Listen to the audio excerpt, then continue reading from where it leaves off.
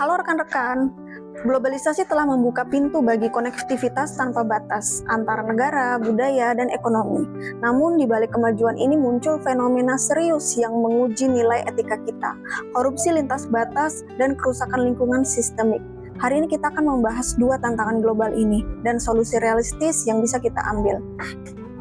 Yang pertama, korupsi.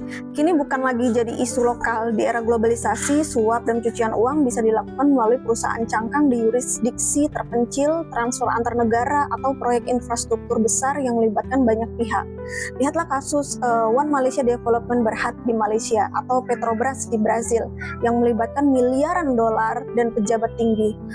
Menurut Transparency International, lebih dari 3,6 triliun dolar hilang setiap tahun akibat korupsi di sektor publik, cukup untuk mengentaskan kemiskinan global. Di Indonesia, Indeks Persepsi Korupsi atau IPK 2025 menunjukkan adanya kemunduran, sebuah refleksi yang harus kita hadapi bersama. Nah, lalu apa solusinya? Pertama, digitalisasi transparansi publik. Sistem blockchain bisa melacak dana publik dari hulu ke hilir, mengurangi ruang korupsi.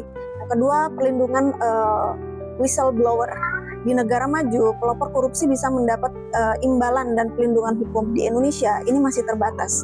Ketiga, kerjasama hukum internasional.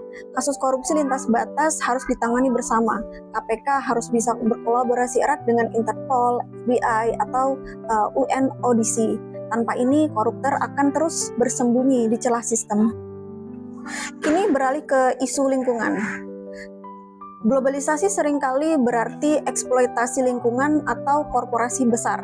Dengan dampaknya dibebankan ke negara berkembang, deforestasi untuk sawit, limbah elektronik di Ghana, emisi karbon dari pabrik di Asia Tenggara untuk memenuhi konsumsi konsumen barat.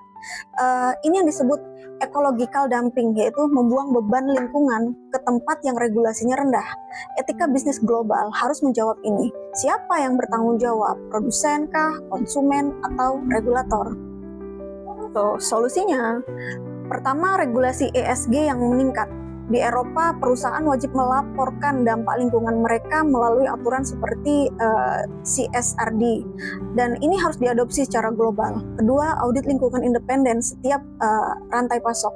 Ketiga, peran konsumen. Saat kita memilih produk dengan label harga lingkungan, kita memilih dunia yang lebih adil.